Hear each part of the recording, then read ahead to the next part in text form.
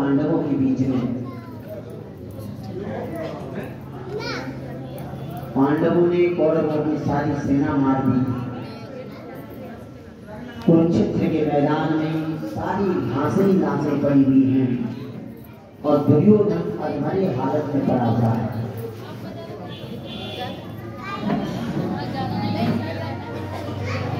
अधमरी हालत में दुर्योधन सूर्य जी समरनाथ ऋषियों से कह रहे हैं, असली भागवत का प्रादुर्भाव महाभारत से ही हुआ।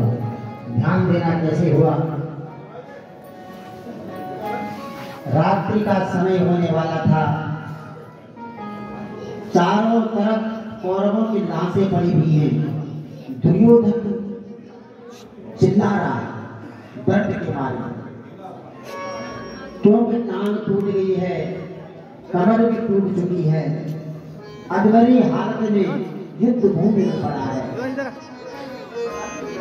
और ऊपर से जो गिद्ध है वो मंडरा रहे हैं खाने के लिए। दुर्योधन के भी पास आते हैं,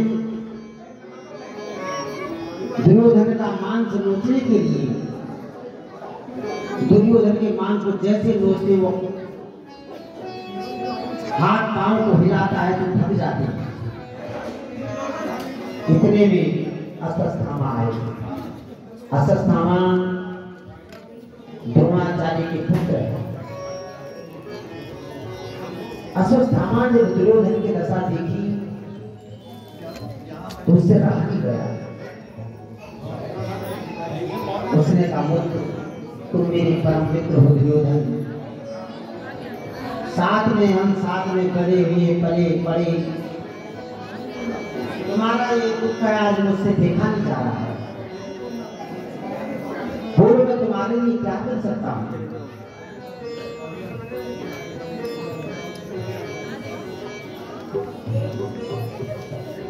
दुर्योधन ने कहा, मित्र सबसे बड़ा दुख ये है, हम 100 भाई थे, 100 के 100 मर गए, पर पांडवों में 5 में से एक भी नहीं मरा। एक भी मर जाता तो मेरे दिल को तसल्ली हो जाती।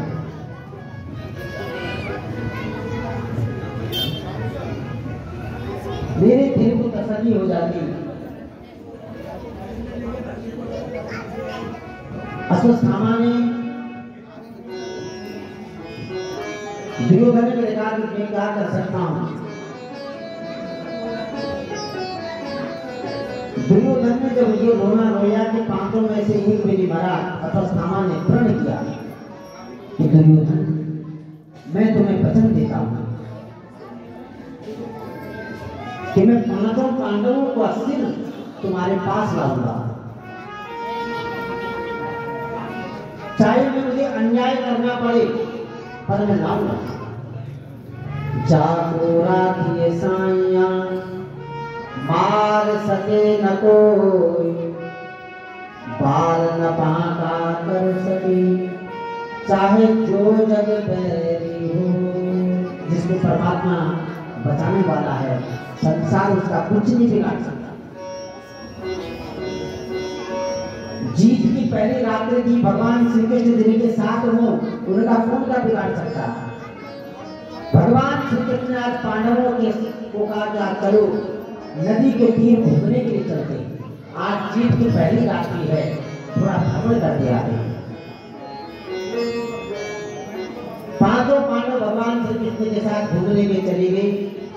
पांडवों का जो शिविर था, उस शिविर में 5 पांडवों के 5 पुत्र थे जो अपने पिता की शकल के समान थे। सब वो आज अपने पिता के सैया पे सो गए। भीम का पुत्र भीम के सैया पे सो गया, जहाँ भीम सोता था। अर्जुन का पुत्र अर्जुन की जगह पे सो गया। नकुल का, सहदेव का, ये सब अपने अपने स्थान पे पिताजी के जगह पे सो गए। तो रात्रि के अंधकार में अश्वत्थामा तलवार लेकर के गया, पांडवों के शिविर में घुसा और उसने 5 पांडवों के बच्चों का सिर काट दिया। ये समझ करके कि पांडव है, और एक कपड़े पर बांध करके घसीटता हुआ दुर्योधन के पास ले आया।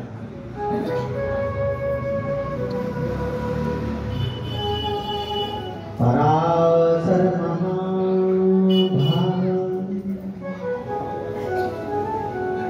परिरुक्षगमेष्यति। दुर्योधन को एक श्राप लिखा, वरदान लिखा कि जीवन में जिस दिन तुझे अत्यधिक खुशी होगी और तत्क्षण अत्यधिक दुख होगा, तेरी मृत्यु हो जाएगी। पांचों पांडवों का शरीर सामने रखा तो बड़ा प्रसन्न हुआ कि जिस काम को हम नहीं कर पाए, योद्धा नहीं कर पाए, ये करके क्या दे पांचों का शरीर। और जब उसने ध्यान से देखा, उनका क्रोध के कारण उनका सिर दबाना चाहो, सिर दब गई।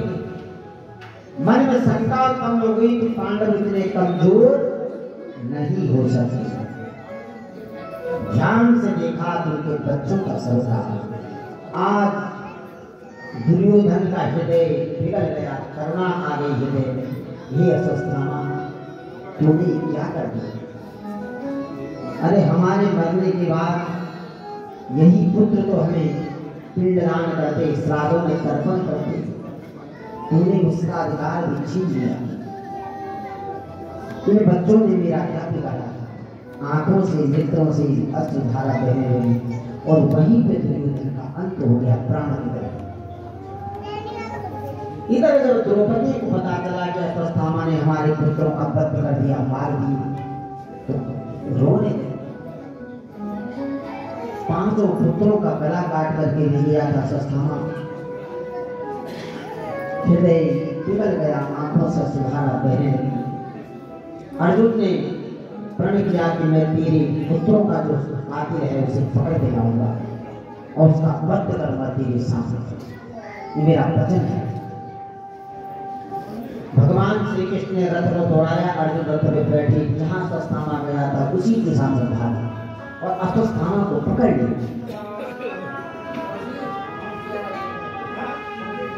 अश्वत्थामा को पकड़ा तो रस्सियों से बांध दिया, जैसे जानवर को बांधा जाता है, पशु।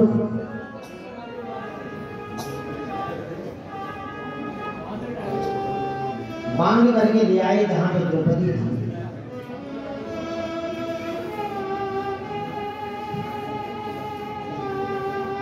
द्रौपदी ने दूर से देखा अश्वत्थामा को बांध करके ला रहे हैं। अश्वत्थामा को जब देखा तो द्रौपदी का दिल पिघल गया। स्त्री का हृदय बड़ा कोमल होता है। अर्जुन से कहने लगी इसे छोड़। अर्जुन ने कहा इसने तुम्हारे पुत्रों का, हमारे बच्चों को मारा है, आतताई है, आतताई को मैं छोड़ और मैंने प्रण किया है। इसने सोते हुए बच्चों का गला काटा है, इसे कैसे छोड़? भगवान सामने खड़े हैं कृष्ण। भीम को भी बड़ा क्रोध आया। भीम ने कहा इसे नहीं छोड़ना, अगर भैया आप छोड़ेंगे तो मैं इसे मार दूंगा, इसे नहीं छोड़ना, इसने हमारे बच्चों को मारा है। द्रौपदी कहने लगी ये सत्य है, इसने हमारे बच्चों को मारा, बच्चों बीत गया सो बीत गया। देखो ये ब्राह्मण है और ब्राह्मण कैसा भी हो उसका वध कभी नहीं करना चाहिए। फिर ये तुम्हारे गुरु का पुत्र है, इनके पिता द्रोणाचार्य जी ने तुम्हें धनुर्विद्या सिखाई, इन्हीं की विद्या के कारण आज जगत में तुम्हारा नाम है, सर्वश्रेष्ठ तुम धनुर्धर हो।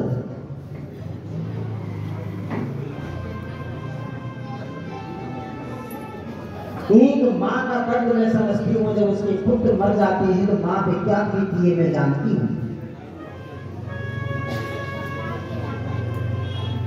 इनकी माँ जो कृपी है द्रोणाचार्य की पत्नी, ये किसके सहारे थी? इनके पति द्रोणाचार्य का तो व्रत हो चुका युद्ध में, बेटा भी मर जाएगा तो कैसी ये जीत रही? 7 देवता चिरंजीवी हैं, ध्यान देना।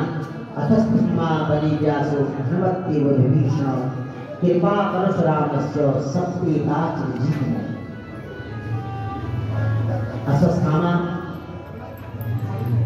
राजा बलि, अश्वत्थामा बलि व्यास जी जिन्होंने 18 पुराण लिखे, हनुमान जी, विभीषण, कृपाचार्य, अश्वत्थामा बलि व्यासो हनुमंति विभीषण कृपा परशुरामस्य, परशुराम सप्तेताच जीविता, चिरंजीवी है, किसी भाग्यशाली को ये दर्शन होते। तो मां का हृदय तो कोमल होता है। कहने लगी इसे माफ कर दो।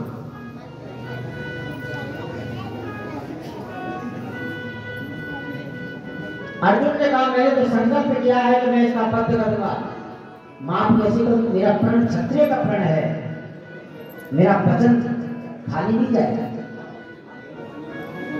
भगवान श्री कृष्ण से राय ली। भगवान ने कहा अर्जुन तुमने प्रण लिया है, अपने प्रण को पूरा करना, आतताई को छोड़ना नहीं। आतताई कहते हैं जो जंगल में आग लगाता है, सोई हुई को मारता है, इसे आतताई कहा गया है।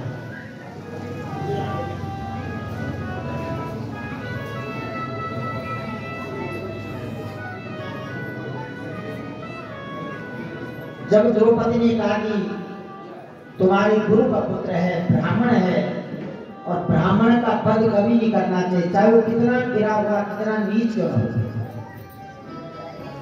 अब बड़ी समस्या में अर्जुन फंस गई। इधर द्रौपदी कह रही इसे छोड़ दो,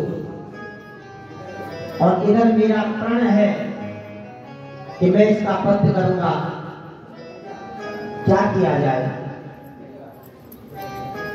भगवान श्री कृष्ण से राय ली गई। भगवान श्री कृष्ण का तुमने अपना प्रण लिया है, प्रण पूरा करो, और ब्राह्मण है, ब्राह्मण का वध भी नहीं करो, दोनों बातें हैं, क्या किया जाए? तो बड़ा सोच विचार करके अर्जुन के मन में गीता का उपदेश आया, जो भगवान ने कुरुक्षेत्र में अर्जुन को उपदेश दिया था।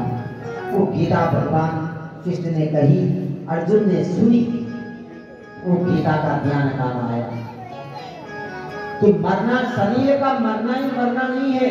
वो एक सम्मानित पुरुष है जिसकी समाज में इज्जत है, अगर उसके सबके सामने उसे बेइज्जत कर दो, धक्का मार दो, उसे बेइज्जती कर दो, तो जब जब उसे वो प्रसंग याद आएगा तब तक वो पल पल बढ़ता रहेगा। केवल शरीर का वध करना ही वध नहीं है। अर्जुन ने अश्वत्थामा को पकड़ा, सबके सामने उसके माथे में मणि थी, उस मणि को निकाला, खून बहने लगा मणि से, सिर मुंडवा दिया और बेइज्जत करके उसे निकाला।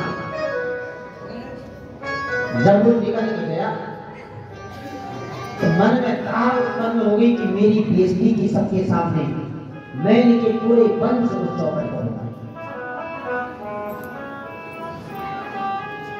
उसने ब्रह्मास्त्र चलाया, और वो ब्रह्मास्त्र की चीजें कहां पहुंची? उत्तरा के घर। उत्तरा कौन है? अभिमन्यु की पत्नी। अभिमन्यु तो चक्रव्यूह में मारे गए थे। उस समय ये प्रथा थी, अगर पति मर जाता तो पत्नी सती हो जाती थी पति के शव के साथ, परंतु जो गर्भवती पत्नी रहती वो सती नहीं हुई थी। उत्तरा उस समय गर्भवती थी, इसलिए उत्तरा के गर्भ को नष्ट करने के लिए ब्रह्मास्त्र की बूंद वहां चली। उत्तरा तोड़ करके भगवान के चरणों में आई। पाहि पाहि महायोग, पाहि पाहि महायोग, हे प्रभु मेरी रक्षा करो, मेरी रक्षा करो। सीधा भगवान श्री कृष्ण के चरणों में उत्तरा लेट गई, जबकि उत्तरा के जो सामने अर्जुन, भीम, बड़े बड़े योद्धा थे, उनसे सहायता नहीं मांगे, भगवान श्री कृष्ण के पास सहायता मांगी। क्यों? जब द्रौपदी का चीर हरण हो रहा था, साड़ी खींची जा रही थी, उस सभा में भीम भी थे, अर्जुन भी थे, गांडीवधारी अर्जुन, 10,000 हाथियों का पल जिसमें था वो भीम, द्रोणाचार्य, सबकी तरफ द्रौपदी ने देखा कि दुशासन साड़ी खींच रहा है, किसी ने सहायता नहीं। क्यों? यादृशी भक्षते अन्नम बुद्धिर्भवति तादृशी। द्रोणाचार्य भीष्म पितामह तो जो चाहते वो कर सकते थे, परंतु दुर्योधन का वो अन्न खाया था। दुर्योधन के पाप का अन्न खा करके बुद्धि भी ग्रसित हो चुकी थी, मन दुर्योधन के अधीन हो चुका था। जुआ में हारने के कारण भीम अर्जुन ये कोई भी सहायता नहीं कर पाए। तब द्रौपदी ने अंत में भगवान को पुकारा।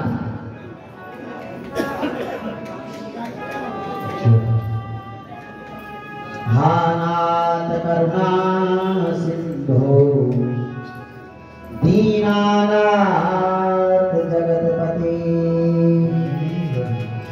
हे प्रभु ही करुणा कि आपके चरणों में ये दासी है, इसकी रक्षा करना। उत्तरा जैसे भगवान के चरणों में आए, भगवान एक रूप से पांडवों के सामने खड़े रहे और एक अंगूठे बराबर रूप बनाया।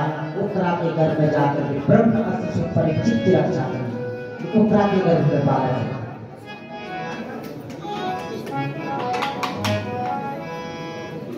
उनकी रक्षा करके भगवान वहां से अंदर ध्यान हुई। इधर सूर्य जी कह रहे हैं कि वेद व्यास जी ने जो 18 पुराण लिखे,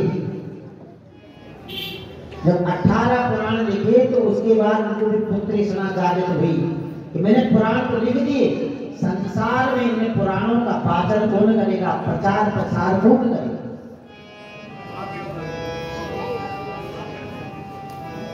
तो भगवान शंकर की कृपा से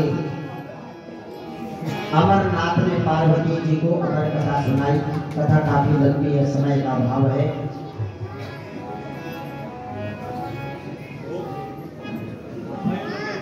तो सूत जी कहते हैं कि भगवान शंकर के जो गले में है वो मुंडों की माला है। अचानक पार्वती के मन में आया कि आपके गले में मुंडों की माला किसकी है?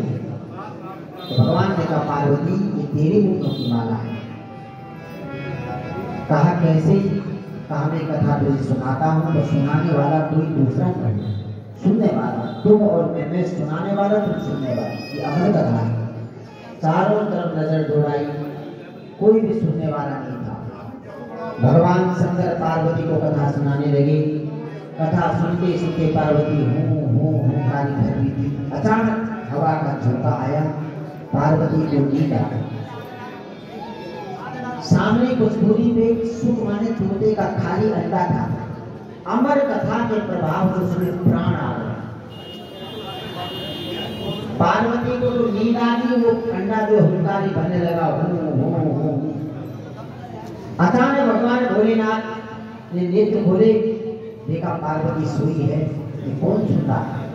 त्रिशूल उठाया, जैसे त्रिशूल उठाया आगे से अंडा, पीछे से त्रिशूल।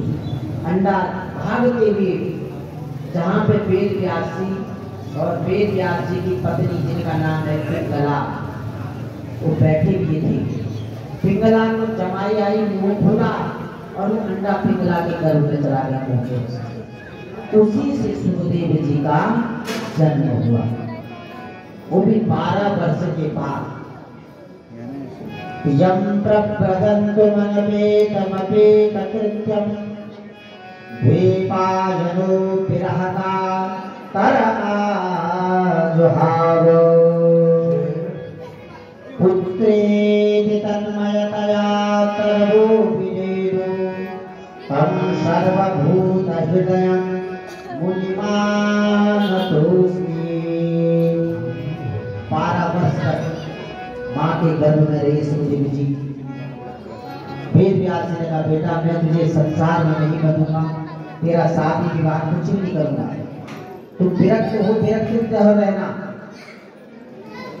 बड़ी प्रार्थना करने के बाद तब सुखदेव जी का प्रादुर्भाव हुआ। बोलो सुखदेव जी महाराज की जय। सुखदेव जी ऐसे थे कि माँ के गर्भ से पैदा होते ही जंगल में भाग गए। यं प्रप्रदन्तु मनपेतमपेत कृत्यं द्वीपायनो विरहकातर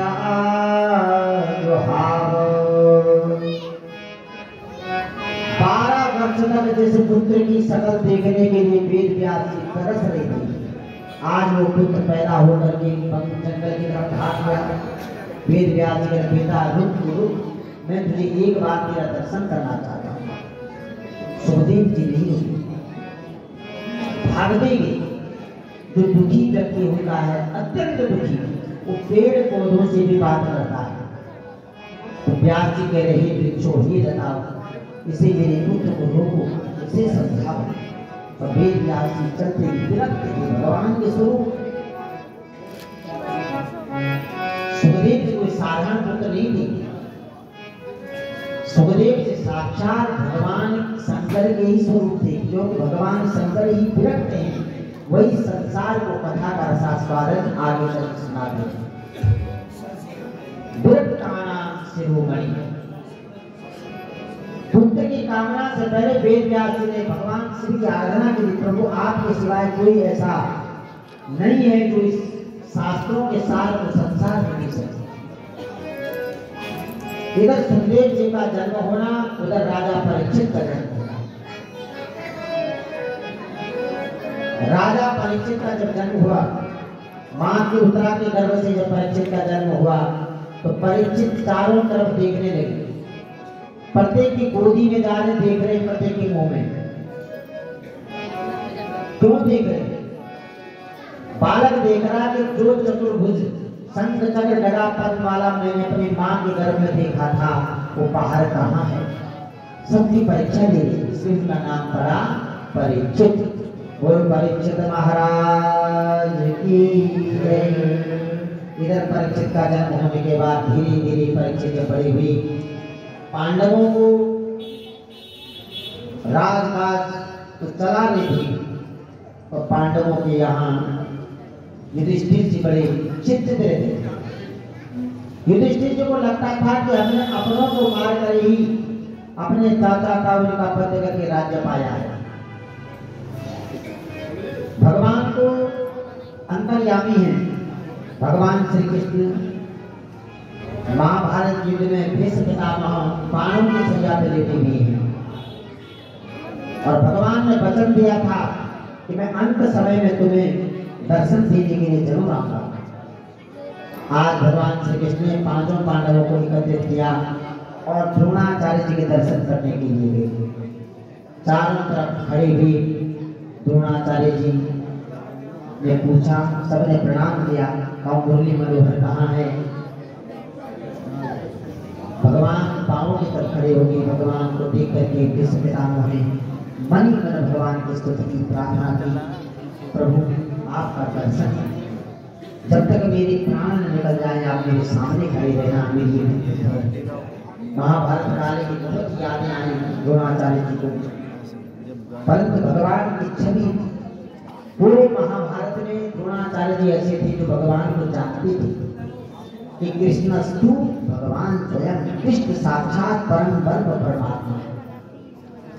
इसलिए भगवान से उन्हें विनती, श्री कृष्ण गोविंद हरे मुरारी, हे नाथ